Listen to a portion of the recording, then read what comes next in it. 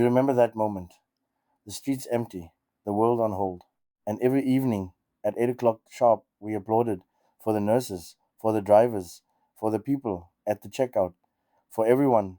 The world suddenly couldn't function without. 2 years later, that same nurse earns, once you account for inflation, barely a cent more. How can that be? How can the very work we can least do without be the worst paid of all? Over the next few minutes, we're going to get to the bottom of this. But I'll warn you, it leads further than you'd think.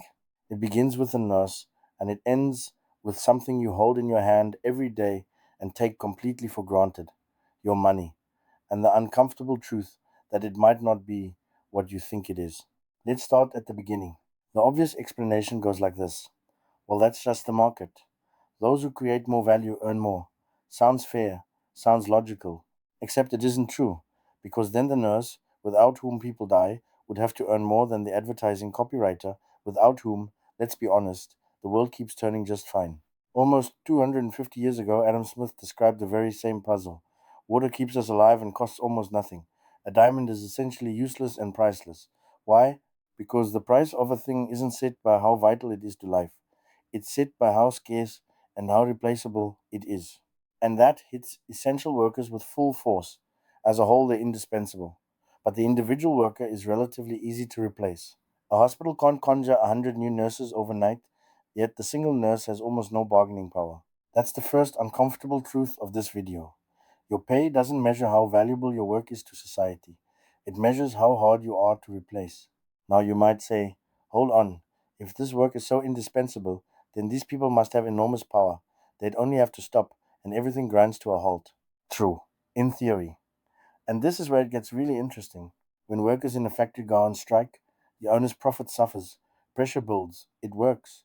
But when nurses strike, who suffers then? Not the corporation, the patients. The most vulnerable, the very moral bond that draws these people to their work, blunts their strongest weapon. They can't simply walk away, and everyone knows it. That's the real paradox. The indispensability that ought to give them power takes it away instead.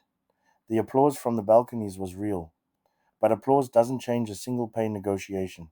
And that goodwill, whether we mean it to or not, gets exploited. But that's only half the story. Because the question isn't just why they get so little, it's also why is it always there's no money for them and never anywhere else? Let's take a look. 3 observations. First, the pay of members of parliament. In Germany, since 2014, it's been automatically tied to wage growth and raised every year without parliament having to actively vote on it, which means there's no visible decision left to protest against. The raise goes through in silence. One group has an automatic mechanism, the other has to fight for every cent at the bargaining table. Second, and here comes the part almost nobody really understands: the so called special fund, approved in 2025. 500 billion euros. Sounds like wealth, doesn't it? Like a pot full of assets. Except it isn't wealth, it's debt. A borrowing authorization. The word fund just sounds better than special debt and conveniently disguises the fact that it sidesteps the constitutional debt break. Now, the honest part, and this matters, otherwise, I'd be feeding you nonsense. This money isn't even allowed to flow into nursing wages. By law, it's tied to investment bridges, rails, networks. Nursing salaries, on the other hand, are running costs, a completely different pot. You can't just pour one into the other. So, no scandal? Not so fast. Because economists accuse the government of using a large chunk of those billions, not for additional investment, but to plug ordinary holes in the budget. In other words, the iron thrift preached to the nurses isn't taken quite so seriously by those doing the preaching. And third, while there's supposedly never enough for public hospitals, something strange is happening. In 1991, about 1 in 7 hospitals was privately owned. Today, it's nearly 1 in 2. Corporations buy up what the state supposedly can't afford and turn a profit on it. And that's when the penny drops. If private investors can make a return on those very hospitals, then there's no money was never a law of nature. It was a choice. Now you might get angry and say, debt, tricks, privatization, the whole system is rotten. But it depends what for. If you borrow money to pay the running electricity bill, you leave your children nothing but the invoice. But if you borrow to build a bridge that lasts 50 years, then the generation that uses it helps pay for it too. That's actually fair. Debt for investments that pay for themselves. Sensible. Debt to plug holes. Dangerous. And this is exactly where the verdict on the 500 billion turns.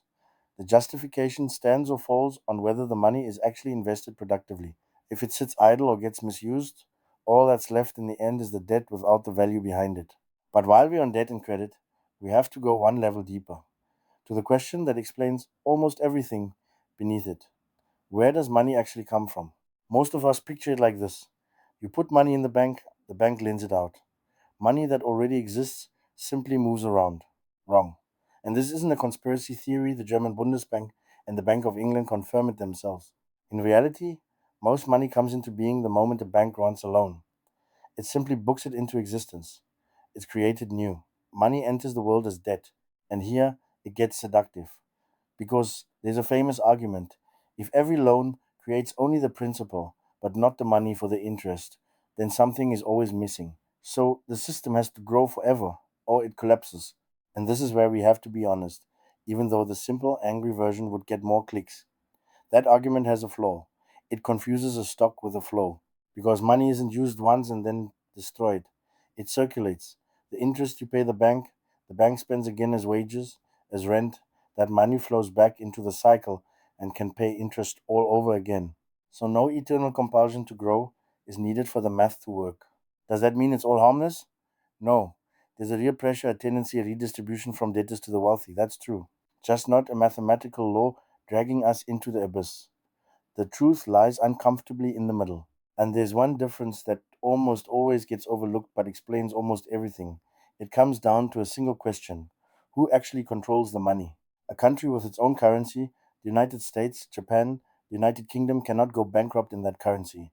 Japan carries a debt ratio of over 250% and is still solvent.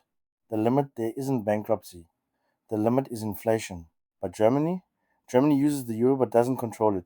The European Central Bank does, for 20 countries at once. Germany borrows in a currency it doesn't govern on its own.